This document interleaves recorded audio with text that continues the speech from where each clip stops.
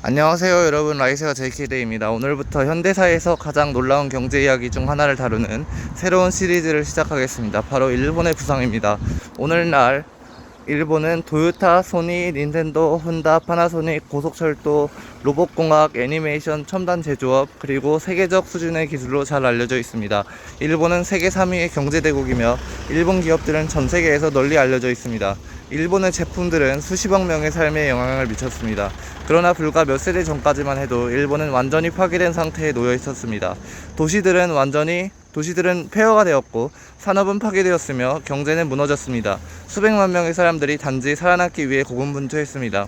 그런데도 일본은 불과 몇십 년 만에 세계에서 가장 부유하고 기술적으로 발전한 국가 중 하나가 되었습니다. 어떻게 이런 일이 가능했을까요? 패전국은 어떻게 경제대국이 되었을까요? 일본은 어떻게 일본의 경제기적이라고 불리는 성장을 이룩했을까요?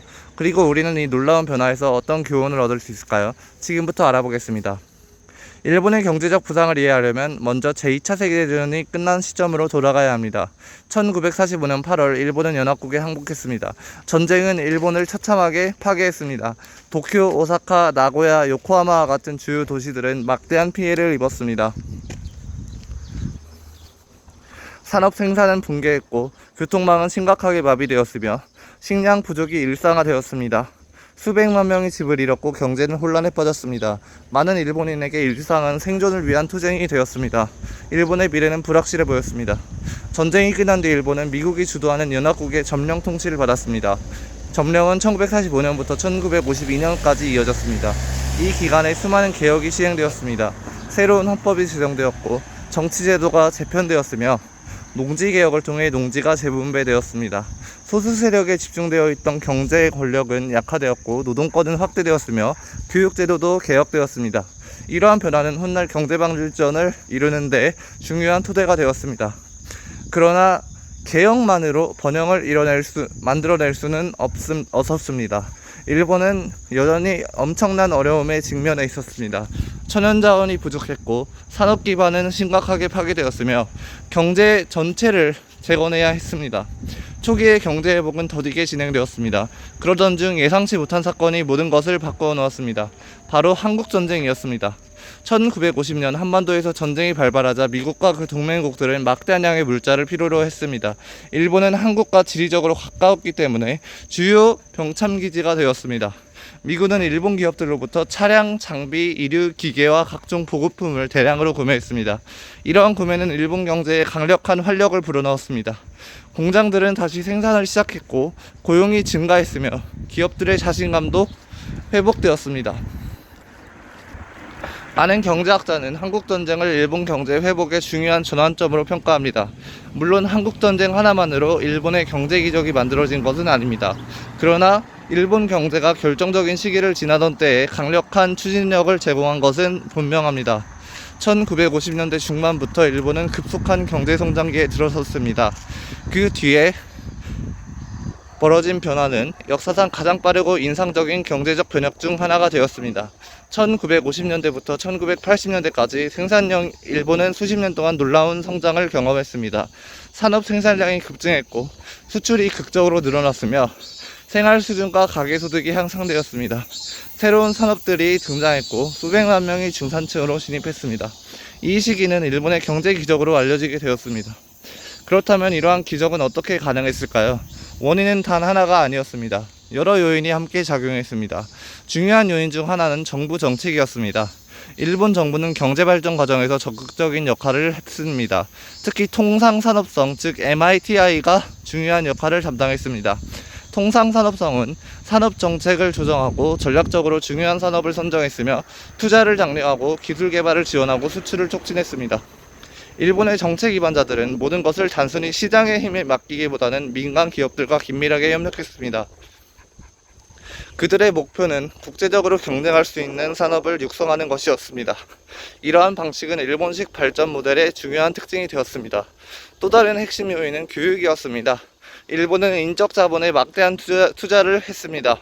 일본의 문해율은 이미 국제적으로 높은 수준이었고 학교는 규율과 수학, 과학, 기술 능력을 중시했습니다. 대학에서는 엔지니어, 연구자, 경영자를 배출했습니다. 교육 수준이 높은 노동력은 일본 기업들이 첨단 기술을 도입하고 개선하는 데 큰 도움을 주었습니다. 교육은 일본의 가장 강력한 경쟁 우위 중 하나가 되었습니다. 노동문화 역시 중요한 역할을 했습니다. 전후 수십 년 동안 많은 일본인 노동자들은 국가 재건을 위해 놀라울 정도로 헌신했습니다. 장시간 노동이 일반적이었고 회사에 대한 충성심도 강했습니다. 많은 직원은 한 회사에서 대부분의 직장 생활을 보내게 될 것이라고 생각했습니다. 이러한 제도는 흔히 종신고용이라고 불립니다. 모든 노동자에게 적용된 것은 아니었지만 일본의 대기업을 대표하는 특징으로 자리 잡았습니다.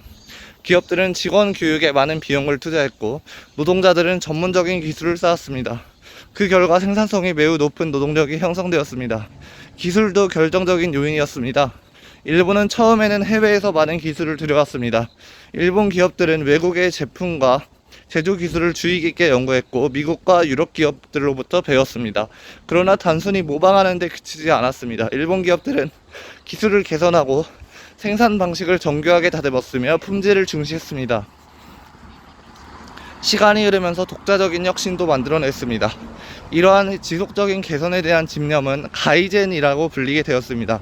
가이젠, 개선은 지속적 개선을 의미합니다. 그 원리는 간단합니다.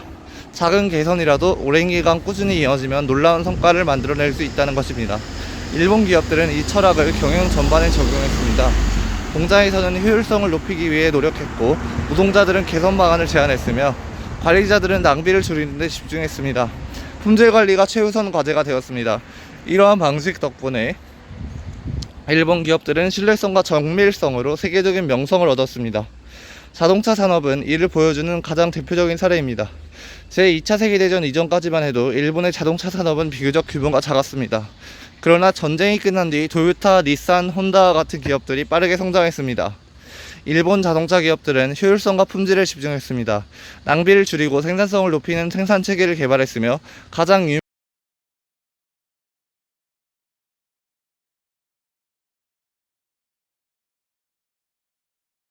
재고 감축, 품질 관리, 지속적 개선을 강조했습니다. 이후 도요타 생산 방식의 영향은 전 세계로 퍼져나갔습니다.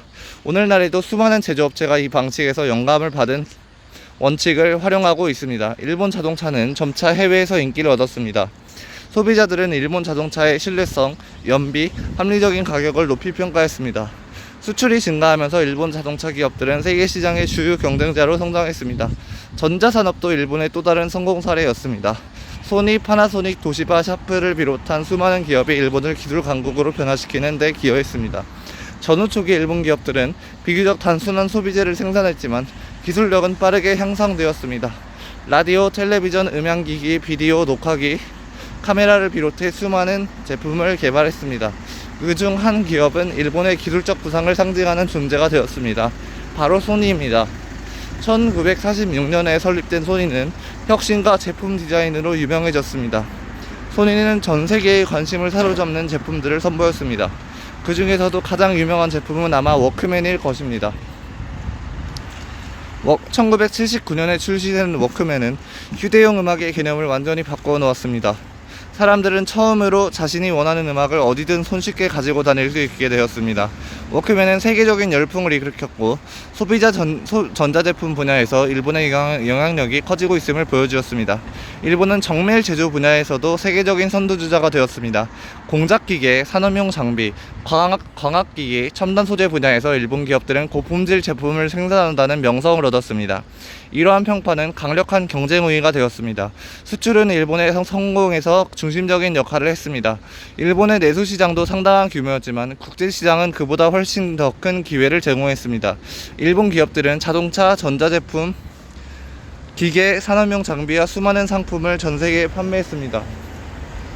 수출로 벌어들인 수익은 부를 창출했고 투자를 위한 자금을 제공했으며 지속적인 경제 성장을 뒷받침했습니다.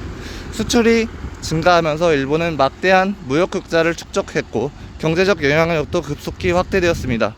1960년대와 1970년대가 되자 세계는 일본의 부상을 주목하기 시작했습니다. 일본 제품은 유럽과 북미에서 갈수록 흔하게 보이기 시작했습니다. 과거에는 고품질 제조업을 서구 국가들과 연결지어 생각했던 소비자들도 점차 일본 제품의 우수성을 인정하게 되었습니다. 이는 놀라운 변화였습니다. 불과 수십 년 전까지만 해도 일본은 전쟁의 폐허에서 회복하고 있었습니다. 그런데 이제는 세계적인 산업 강국이 되어가고 있었습니다. 사회 기반 시설의 발전도 경제 성장에 크게 기여했습니다. 일본은 교통망에 막대한 투자를 했습니다. 도로가 개선되었고 항구가 확장되었으며 공항이 건설되고 발전했습니다. 그 중에서도 가장 유명한 것은 일본이 신칸센을 도입한 일이었습니다. 흔히 초고속 열차 또는 탄환열차라고 불리는 신칸센은 1964년에 운행을 시작했습니다. 신칸센은 당시로서는 전례 없는 속도와 효율성으로 주요 도시들을 연결했습니다. 이 철도 체계는 일본의 기술적 성취를 상징하는 국제적인 표상이 되었습니다. 또한 사회 기반 시설이 경제 성장을 어떻게 지원할 수 있는지를 보여주었습니다. 도시화도 빠르게 진행되었습니다. 수백만 명이 농촌에서 도시로 이동했고 산업 중심지가 확대되었으며 거대한 대도시권이 형성되었습니다. 경제활동은 점차 도시 지역에 집중되었습니다. 이러한 변화는 제조업과 서비스업의 성장을 뒷받침했습니다. 생활 수준도 극적으로 향상되었습니다. 가정에서는 냉장고, 텔레비전, 세탁기, 자동차와 각종 소비재를 구매하기 시작했습니다. 많은 가정이 전쟁 직후에는 상상하기조차 어려웠을 수준의 풍요를 누리게 되었습니다. 1960년대에 일본은 세계에서 가장 빠르게 성장하는 경제 중 하나가 되었습니다. 1970년대에는 주요 산업 강국으로 자리 잡았고 1980년대에는 그 기세가 멈추지 않을 것처럼 보였습니다. 실제로 많은 사람은 일본이 언젠가 경제적으로 미국을 추월할 수도 있다고 믿었습니다. 1980년대 일본 기업들은 수많은 산업을 지배했습니다. 일본 자동차는 세계 시장에서 성공적으로 경쟁했고 일본의 전자제품 브랜드는 누구나 아는 이름이 되었습니다. 일본의 은행들은 세계 최대 금융기관의 반열에 올랐고 일본 기업들은 해외로 사업을 확장했습니다. 일본의 자본은 외국으로 흘러들어갔으며 일본 사회의 자신감은 극도로 높아졌습니다. 일본의 경제적 지배를 예측하는 책들이 출간되었고 일부 관찰자들은 21세기가 일본의 세기가 되는 것은 아닌지 궁금해하기도 했습니다. 물론 역사는 그보다 훨씬 복잡한 방향으로 흘러갔습니다. 여러 문제가 나타났고 경제성장은 둔화되었으며 자산 가격의 거품이 형성되었습니다. 이후 일본은 유명한 잃어버린 수십 년을 경험하게 됩니다. 그러나 그 이야기는 다음 영상에서 다루겠습니다. 오늘은 경제기적 그 자체에 집중하고 있습니다. 그리고 그 중요성은 결코 부정할 수 없습니다. 일본의 부상은 일본뿐만 아니라 세계 경제 전체를 변화시켰습니다. 일본의 제조기술은 전세계 산업에 영향을 미쳤고 일본 제품은 소비자들의 행동을 바꿨으며 일본 기업들은 국제적인 선도 기업으로 성장했습니다. 일본의 경제적 성공은 다른 많은 나라의 정책 기반자들에게도 영감을 주었습니다. 일본의 경험에서는 몇 가지 교훈을 얻을 수 있습니다. 첫째, 장기적인 투자가 중요합니다. 경제기적은 하루아침에 일어나지 않습니다. 일본의 변화에는 수십 년에 걸친 지속적인 노력이 필요했습니다. 둘째, 교육이 중요합니다. 숙련된 노동력은 한 나라가 보유할 수 있는 가장 가치 있는 자원 중 하나가 될 수 있습니다. 셋째, 기술이 중요합니다.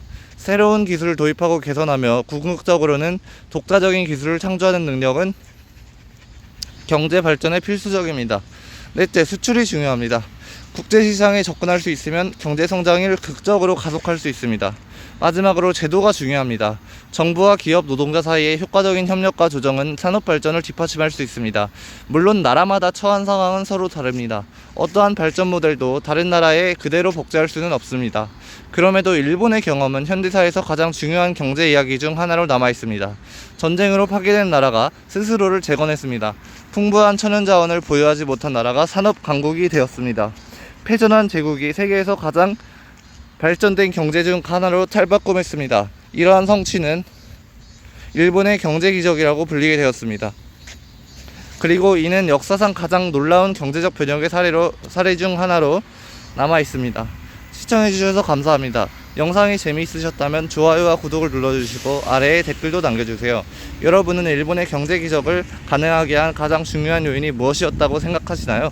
다음 영상에서 뵙겠습니다. 안녕히 계세요.